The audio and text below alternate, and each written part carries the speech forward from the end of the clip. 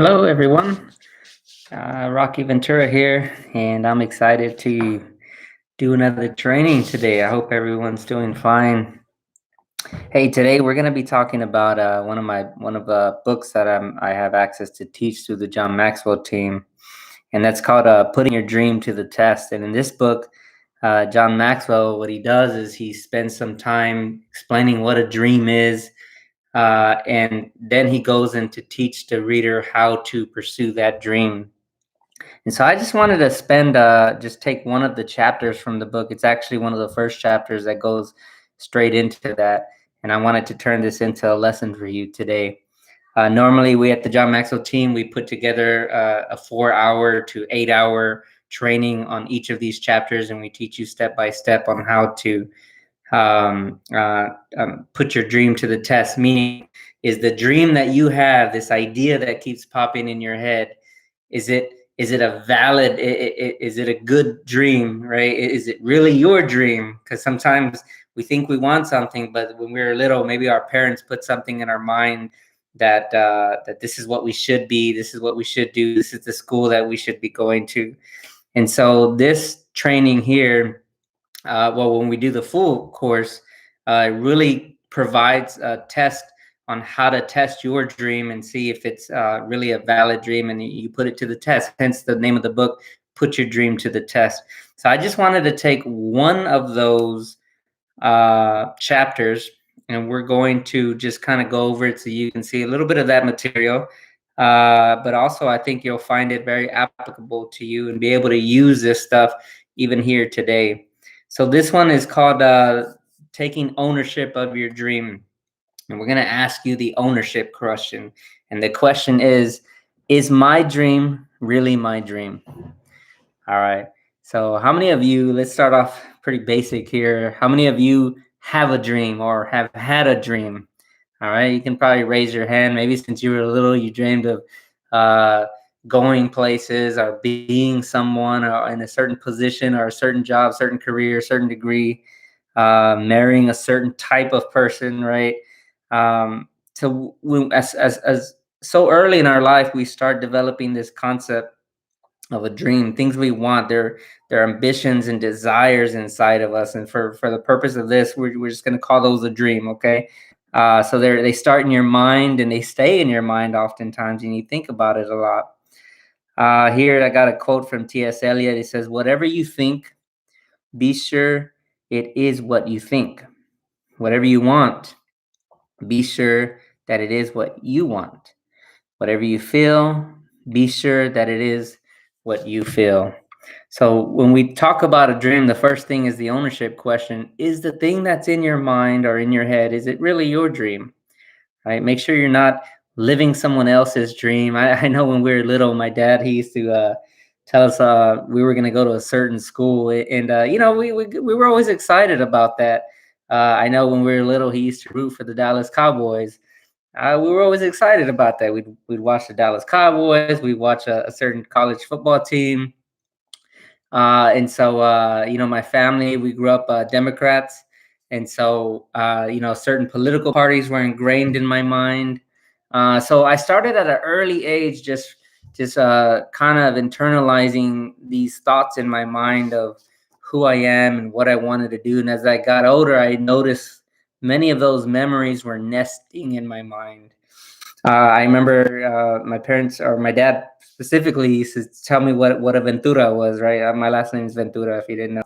And he used to tell me what a Ventura was and is. And so in my mind, I'm putting that, that, okay, this is what a Ventura is. And then, as you get a little older, you start seeing other males and how they, like what's a male and how should they act, especially, across with their loved one and their spouse, certain behavior patterns that you pick up. So we really do get ingrained with so many things at such a young age.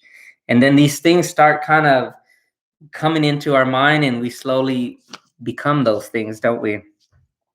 So what John Maxwell really puts here in this chapter is, if in order to he lays it right in the first chapter, you have to take ownership of your dream. He says, a dream is possible only if you own it.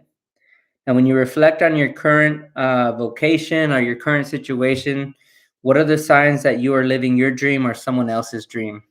So where are you at right now? I don't know how old you are that you're watching this video. I don't know what you do. I don't know if you work, if you don't work, if you have a hobby, or just who you are, the essence of who you are. How did you become that way, right? Have you ever stopped to think about how all these things, how you are, who you are today? Why do you believe in what you believe, and what's made you that way? Well, here we're talking about a dream and we're talking about things that you want. And so have a dream, but all right. So a lot of people will have a dream. They want to be someone or do something. But what we found is that there's typically three excuses, at least that we can find easily, that people typically say about why they don't pursue the dream that they want to pursue. And here's one of them: dreams don't come true for ordinary people. All right. Dreams are nice, but dreams don't happen for people like me. Right. And I remember you used to say that. When I was younger, I used to watch movies and I used to see wealthy people living the life, and I used to see married people living the life, and just all these happy things, happy thoughts. And I used to think those things can't happen to me. I don't know why I thought that. I guess when I'm ingrained, I was from a certain side of town in my city, and it's just this ingrained in your mind that, oh, you can't have this because it's a bad side of town, and you just start buying into that. Well, when it came to a dream, having a really good paying career, a career that I really like too, it's just like, those things don't happen to ordinary people like me. So that's one excuse that people might say, and you might be saying that, right? That the reason your dream is not happening is because it can't happen. You're too ordinary, you might say. And I really want you to really consider that, right? Are you ordinary? Is that how you think of yourself? Here's another excuse people might say for not pursuing their dream. If the dream isn't big enough, it's not worth pursuing. How many times have you thought that? Maybe you do have a dream, but you just think it's not that big of a deal.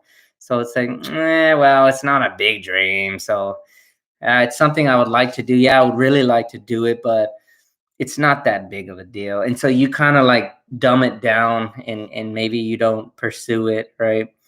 Uh, if you dream about it, if it's something that you want to do, it's a big deal, isn't it? For you, it's a big deal. And so, but again, we're just talking about some of the excuses that people might say. Here's what John Maxwell would say: a dream doesn't have to be big; it just has to be bigger than you, right? So if you're going to pursue something, you want to pursue something worth pursuing, but it's got to be worth it for you. It doesn't have to be worth it for me. So someone might say, that's it. That's all you want to do. But if that's what you want to do, then that's what you want to do. I have friends that tell me their dreams, and in my mind, I'm like, that's not for me. But I would never tell them that because that's what they want to do. So I try to act as the encourager on their side, and I could see it in their eyes. They're very passionate. And so, but then they'll say, well, it's not worth pursuing. So be careful about that. All right. A good question to ask yourself when you think about that, if you think about that, is how could living your dream make you bigger? Right. If you actually started living your dream, how could that impact you? How could that make you bigger? All right. Here's another question or another excuse that we may say. Now's not the time to pursue my dream. Okay. How many of us have used that one, right? That now is not the time.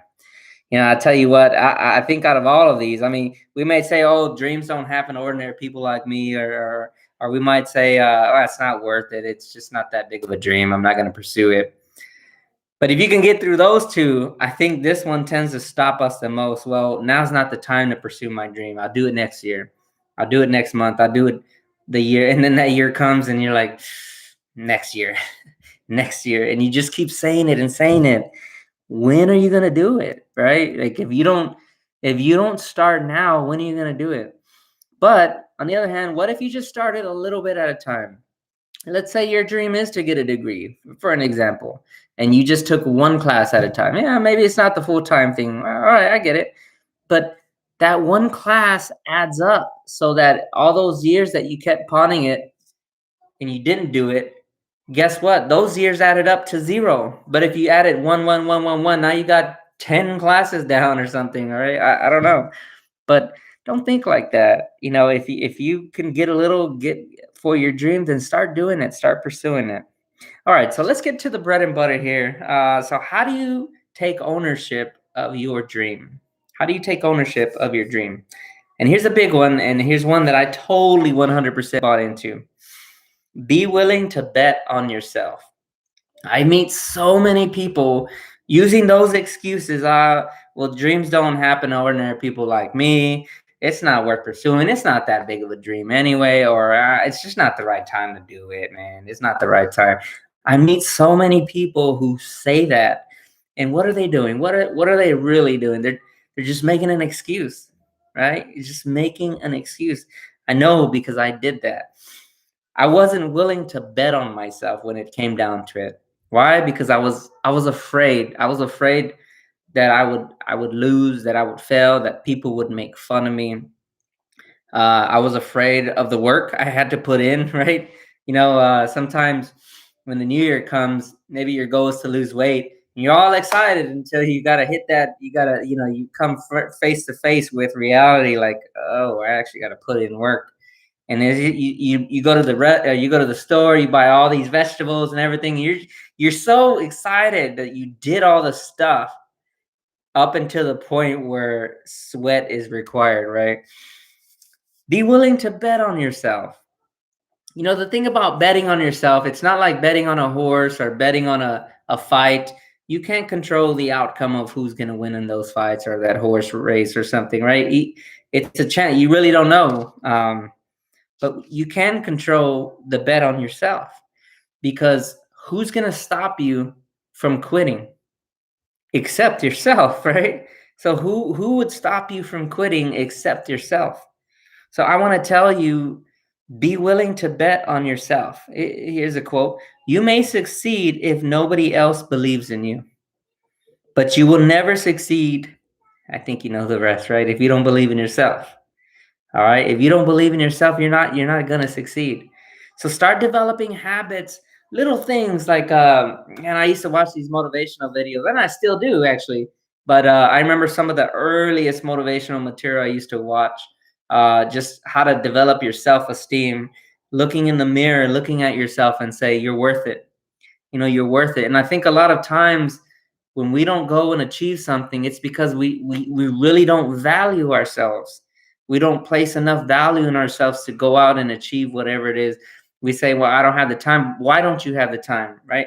Because what you value, you make time for, don't you? I mean, think about that person you first fell in love with, right? Or you're in love with, and you're gonna make time because you value, right? What about your boss? If your boss says get in here, you're gonna make time because you value your boss, right? At least in a respectful manner for the position, because if not, you get fired. So you value your job. So think about it. What you value, you make time for. And if you don't make time for yourself, you're already making a statement about yourself. So this may be, in a psychological perspective, you need to build your inner self-confidence. And there are techniques to do that. One of the most simplest ones is just to look at yourself in the mirror and say, you're worth it. You're worth it. You're worth it, right? And just keep saying that every morning. You're brushing your teeth. You're worth it. You're worth it. Believe me, I did this. There was a point there was a period in my life where I went through a real life depression. It was super hard, y'all. And man, I was struggling. And I kept having to tell myself, you're worth it. You're worth it. And eventually I changed that language to, you're more than a conqueror. You're victorious. You're a champ. You're all this stuff, right? And, with a name like Rocky too, I mean, come on. I can't allow myself to get depressed, right? I just got to play the Rocky movie. And dun, dun, dun, dun. So, but seriously though, you're worth it. And you have to keep telling yourself that you're worth it. So here's some questions. Do you believe someone is willing to bet on you? All right. Is there anyone out there that's willing to bet on you? I mean, would they pay if you were the horse at the races, right? And the race was whether or not you were going to go and achieve your dream. You think there'd be anyone out there to put $1,000 on you? Right? I don't know.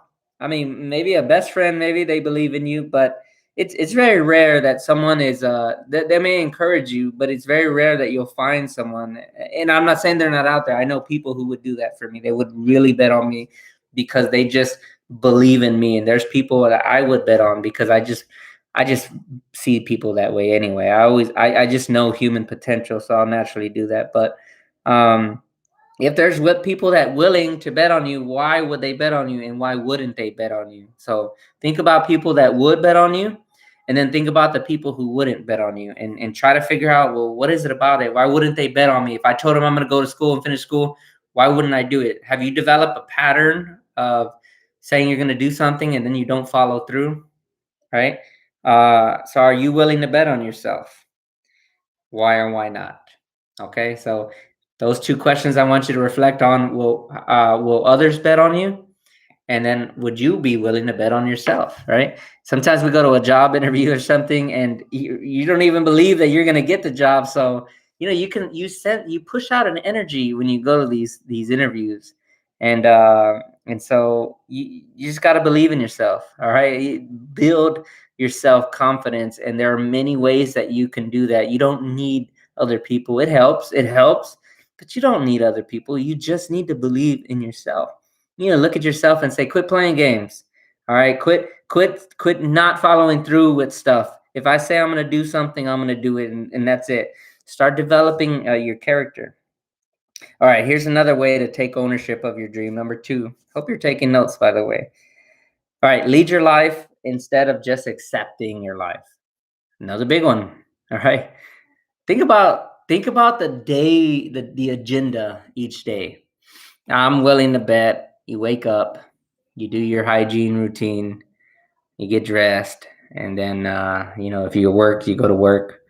You come back from work, you throw your stuff down, you're exhausted, right?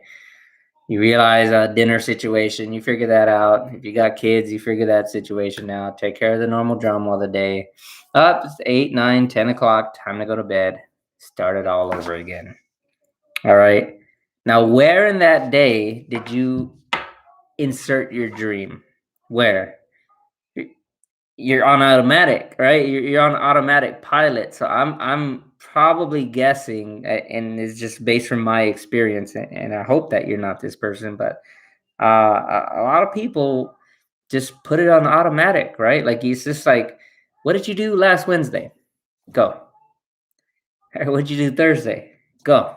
Because they all sound the same days, right? So unless it was a particular thing that happened, you probably won't remember the day because it was just on automatic pilot. But if you had a journal and you wrote down, okay, this is what I'm going to do, and you start adding little things each day. I used to have these, I still do, but I have certain routines that I interject, and I intentionally look for things that make me uncomfortable throughout the day. I'm an introvert. Many people don't believe me when I say that, but naturally, I'm an introvert. I like to be about myself, but I know the importance of communication. I teach on communication a lot, and I know that communication, effective communication, when you learn how to connect with people, it can help you win influence, and influence is like the number one thing that can help you. Actually, Harvard Business School Law, they rated influence as the number one factor for people achieving the success they want. So when you have influence, when you have communication techniques and skills, you're able to do that. So I put myself in those situations. I'll sit next to somebody, even though I'd rather for lunch, maybe I'd rather be by myself. Just kind of, I'll make myself sit down next to someone and I'll start asking them questions, and I'm uncomfortable. I don't like it, but I'm trying to lead my life because one of my dreams is to be a speaker. Even now, look at this. I'm making a video. I don't know who's going to watch, how many people will watch this, but I do it for me, right? Like I'm leading my life. I came home from work. I was tired too. And by the way, it's 9 p.m. here in Korea. Over there in the States, probably Central Time. See, 3 hours minus 6, and then you flip the day, so it's 6 a.m. for you. Okay, so that's how I do it. 3 hours behind, and then I flip the day. Anyways, So lead your life instead of just accepting it. Here's a question. Am I willing to assume responsibility for my dream? If so, what things can I do that would help me develop my God-given potential inside of me? What decisions can I make that will move me toward my dream? All right. Think about things that will help you and gravitate you toward what you want in life and really focus on that. All right. Stick with me now. We only got 3 more left. I hope that you're enjoying this lesson. If you're enjoying this lesson, go ahead and say, Yup. I said, say, Yup. I don't know if I can hear you. I'm pretending that I can, though, right? So take as I was saying, lead your life instead of just accepting your life. Don't just accept it. If there's something that is not in agreement with your dream, then deny it, reject it, push it away. Now, there's some things you got to do so you don't throw yourself out of whack, right? Like you don't just want to get up and quit your job if you don't have another job in place. Then how are you going to pay for the bills? So you got to think through that. But there are things that you can start doing. Say you wanted to be a speaker. I didn't quit my job. I'm still in the army right now, right? But I'm speaking. So I'm doing things and I'm trying to get better. I'm trying to get myself used to being in the camera. I'm just trying to get used to being exposed to that. So talking more, teaching more, training more, trying to get rid of my ums and all that stuff. So number 3, love what you do and do what you love. All right. This is another way that you can take ownership of your dream. In your dream, you have an idea of what you want to do. Figure out what that is and try to nest your actions to that. I think I just said a little bit of that, how I do it with speaking. But what are you doing now? What is the difference between doing something with your mind as opposed to doing something with your heart? All right. In your mind, you're dreaming about what you want to do, right? But in your heart, once you feel what you want to do, and you're like, I really want to do this, and you start kind of putting those two together, isn't that an amazing thing? Like when you start thinking about what you want to do, you start feeling what you want to do, and you start doing what you love, don't you? So that's what we're talking about when we say here, love what you do and do what you love. Figure out ways that you can even now do what you love. I'm convinced that one of the number one things that I think that we can do to help us grow closer to our dreams. Zig Ziglar said, if you help enough other people get what they want, they'll help you get what you want. And, when I heard that quote, it just blew my mind because I really had to reflect on that a little bit. And what he's saying here is there's just something about that process of planting a seed in other people and being there for them and making sure they're taken care of. And all of a sudden, when you do that, you feel good inside because you just made someone happy, right? But the beautiful thing, and even though maybe this is not intentional, but they start doing for you. It's like they realize, man, this person's looking out for me. The least I can do is look out for them. And even though you're not asking for it, it just kind of happens, right? So what I was saying is, I'm convinced that one of the things that we can do and fall in love with is helping other people. And no matter your job, no matter what you do, and I would even argue, no matter your dream, I bet it involves people, right? Might dream of being a singer. Well, who do you want to sing to, right? You want people to listen. You want to influence people. You might dream of being a teacher. You might dream of being in the top position of your job. Why? Probably people are involved, right? Somewhere in there, I bet people are involved. You might say, I mean, think of all the people that you can impact. So, whatever your job or whatever your hobby, it probably involves people. And I would say, learn to fall in love with the idea of helping people achieve their potential in whatever it is you do, your skill. All right, don't compare yourself. Here's number 4. Don't compare yourself or your dream to others. This is a big no-no. All right. You don't want to do that. I'm very careful with who I share my dream with. There's certain people I know, and I got people. I mean, I got friends, I got family, but I know that if I shared my dream with them, oh, I want to be a speaker, they'll look at me and be like, "That's stupid," right? There's just certain people I know not to share my dream with, certain people I know not to compare myself to, right? Like I wouldn't compare myself to, even though I'm a John Maxwell team member, I wouldn't compare my career to him, right? One, I don't want to be like him. I want to be me. But two, uh, I might get intimidated, like, oh, I'm not reaching the same amount of people, and so you don't want to compare. Now you want to find someone who you can look at and model, in a sense, so that you have like a direction to go. You can see their mistakes. You can maybe get their biography and learn what they did right, what they did wrong. Yeah, those things help. So in that sense, yes, but you don't want to compare in the sense, oh, I'm not here, I'm not like them, because that's just going to slow you down. So if you want to take ownership of your dream, don't compare your dream to other people or yourself to others. All right. Think about it. What happens when you compare yourself to those who are superior than you? All right, that are better than you. You start getting intimidated and you're like, oh, I'm never going to be like that. What happens when you compare yourself to those who are inferior than you? You start getting you think you're better than you probably are, right? Because if you pick a low standard and you start comparing yourself, well, at least I'm not like them. See the attitude that you just would have developed? What happens when you stop comparing yourself to others? All right, you might not care anymore, right? So that's a good thing. All right, so don't compare yourself to others, but you can use others as a direction. Okay, so don't get that confused there. And then the last one, believe in your vision for the future, even when others don't understand you. Believe in your vision for the future, even when others don't understand you. All right, believing in yourself when others don't. Why is this important to believe in your dream when others don't? Well, we talked about this, right? Like betting on yourself.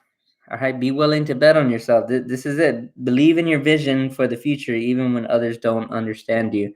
You know what you want. It's sometimes it's just hard to explain.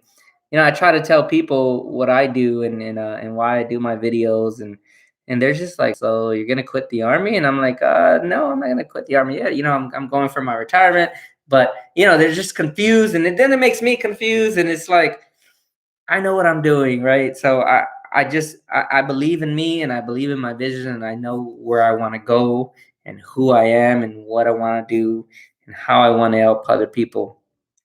But there's some people who don't understand it, and they just might scratch their head like, "What?" I hear my daughter's. I know my middle child. She jumps around a lot with things that she likes, her passion, and what she's motivated in. But I really try not to be that person that says, "Oh, that's dumb. Why do you want to do that?" Or what's the typical thing? "Oh, there's no money in that field," or like, I don't want to be that person. Now there are ways that I can communicate those things. Like if I hear her pick a field that maybe me as a grown adult now, like I know that, well, maybe that might not benefit her. So I'll try to paint a picture like, well, what do you want to be? And then she'll tell me, and then I said, okay, and then how do you want to live? And then she'll tell me, and then we'll do a budget plan, like, okay, what you're telling me is you want this. She talks about living in downtown New York, and so it's high budget, right? So we did a little exercise, and we downloaded what it would cost for an apartment, a one bedroom apartment in downtown New York. And she was like, what? And I said, okay, so based on that, how can you live that lifestyle, right? How can you make that happen? And I don't want to limit her, so I don't say this is the income you're going to be making now, because we would have already done the research. This is the income you're going to be making. How can you achieve that lifestyle? And so we just kind of compare, and I allow her to come to that conclusion. I don't say that's stupid, or I don't tell her that. I just allow her to come to her final conclusions. And she might say, oh, I don't make enough. And I say, okay, well, that's one way to say it. Or you could get two jobs, maybe. You could get a roommate. So I try to like expand her mind that you can still pursue your dream, right? If that's her dream to go live in downtown New York, my job is to help her understand that, you got to own it. Don't just let the fact that you don't make enough money be the reason why you don't pursue your dream. If the dream is to live in downtown New York and you don't put any other constraints, can you live in downtown New York? Yes, you can, right? Whether it's three, four, five roommates, whether it's five jobs and five roommates. Can you live in downtown New York if there are no other constraints? Yes, you can. So be careful how you fold your dream, right? Some people make so perfect, and I'm not saying you can, it's your dream, but just be careful that you're not adding too much to the dream. So you might say, well, my dream is to get a degree. Okay, well, if it doesn't have to be at a Harvard, or you're not putting all these constraints, can you get a degree? Yes, you can. Can you get it very at an inexpensive price? Yes, you can, right? It's just a degree. I have in my last position, I think we hired about 10 people. Not once did I ever use the school as the example. Look, this is what I did. I got the resume. Do they meet the qualification? Yes. And by the way, I already knew they met the qualification because HR wouldn't have sent it to me. So I saw that they had a bachelor. All I wanted to see was what the degree was in. All right. Just to see like what kind of background do they have. But all that was required was that they had a bachelor's. That's all I cared about. I didn't care about the school. I really didn't. I really didn't. So hey, for whatever that's worth, you can take that and use that. But I was in the hiring side, and I'm telling you, that's what I did. It's just these days, like unless you're trying to get a specific field competitive, yeah, maybe you need those Ivy League schools. But I'm telling you, if your goal is just to get that next position, if it's a bachelor's degree, don't overthink it. Don't make your dream too crazy, too complicated, but own your dream. Don't let the reason being, oh, it's too expensive, or I don't have time, things like that. So let me close out here. I hit the 30-minute mark. So let me just say this. You got a dream. This is about taking control of your dream. Okay. It's your dream. Don't start blaming anyone else why you don't have XYZ. All right. Especially now. I don't know if you're a child, but if you're an adult now, if you're 18 or over, legally speaking, you are in charge of you.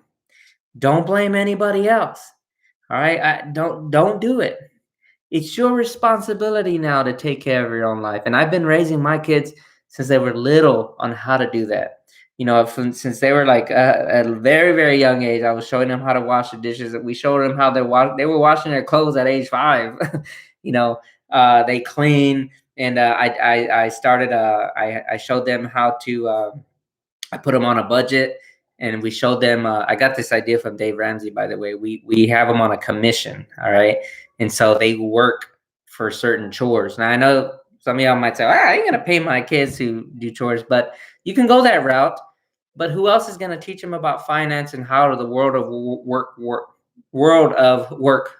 works? You, right? So we would if their bed was fixed, that was 20 cents. If their floors were clean, that was that much. If the dishes were washed, that was that much. And all of it would add to like when they started very early, it would probably add to like $1 or $2 a day. And then for 7 days straight, maybe they had that potential to get um I don't know, $5 at the end of the week. And then $5 multiplied times 4, that was $20. All right. We had this Excel sheet where every chore equaled like 5 cents, 10 cents.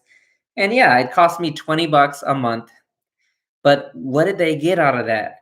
They learned how to budget. They learned when they missed a chore, they weren't going to get it. And if they missed certain chores enough times, they didn't even get paid because I fired them. And then they had to come back and reapply. And I mean that when I say that. You can ask my kids that. But it's just things teaching responsibility, right? Like just learning how to take ownership. And when you start teaching those concepts very early, they'll start realize. They may not understand at that moment, but now my daughter Belle, she's almost 18, she's 17 now. She understands those concepts, right? Like I don't have to tell her anymore. She just understands the way the world works. And now, as she turns 18, she's going to go get a real job soon. And she will have already had interview skills, and she'll know how to receive money and save 10% for her tithe, and save 10% for savings, and just how to use money. We taught her those things. So anyways, I got off track there, but just teaching people how to own your life, and especially when it comes to your dream. Look, I don't know what your dream is. I gotta believe that you have one though. I gotta believe that you know that there is more to life than just what you got now. And I'm not saying what you got now isn't good. I'm sure maybe better than me, right? I'm not saying that, but can it be better? Yeah, right. It can be better. And something I learned when I achieved my bachelor's, and especially when I got my master's, is I just wasn't. Here we go. I've achieved, and right when I hit my master's degree, I just wasn't satisfied, and I realized it's not the degree I'm after. It's growth in my mind, like to expand my mind, to expand the way I think, growth in knowing who my God is, growth in knowing my children, growth in knowing how to be the most excellent parent that ever existed in the world. That is really a goal of mine. I want my kids to look back and say, wow, like I am so blessed I had him as my father. Like I really do have that as a goal of mine. I want them to look back at me and say, phenomenal. Yeah, and I'm not, and that didn't say perfect now, right? I didn't say I was perfect. I still do a lot of things. I'm still learning, but I still have, my maybe my oldest one, my daughter Isabel probably got it the roughest because she got all my, learning side of me. But now my other two daughters, they might get the better half, the better side of me now. And then now that I'm getting ironing out those kinks, I'm way more books now than I was before in parenting. I read a lot of books on parenting. I read a lot of books on how to be a husband. I read a lot of books on personal development, character, how to serve, how to have a servant's heart.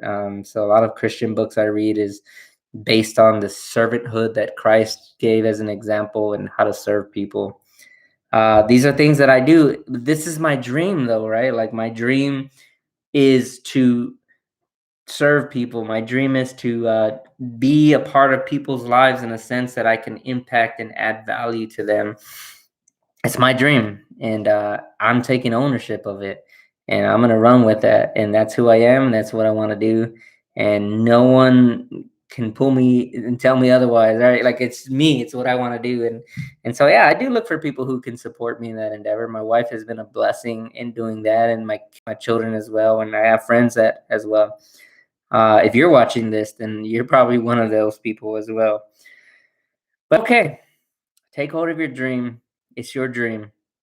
I hope this lesson was good. Hey, again, this lesson comes, all of it, the material came from John Maxwell's book, Put Your Dream to the Test. You can find it on Amazon. You may find some material on YouTube.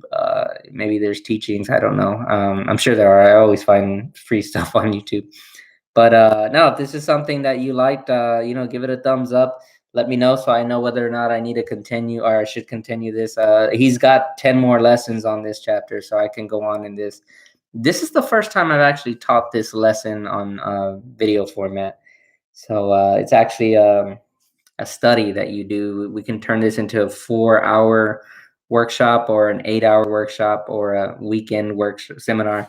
It's pretty cool. It has a pamphlet, workbook, everything. It's really cool. But all right, I'm going to close out. And as I always do, I will pray for you, for us, and we'll close out there. So thanks for your time. All right. God, thank you, Lord, for just another lesson. This lesson being on how to take control of a dream. And it's interesting the way these thoughts come into our head, and all of a sudden, they're formulated by so many things. Some of it genetics, some of it cultural environments, and so many things that impact us, our friends, our schools, incidents, so many things, God. And I know it can get confusing sometimes, and maybe we sometimes end up living someone else's dream, and as a result, we're not happy with our life, and we start blaming them. Or maybe we do have a dream, but we just don't pursue it for whatever reason.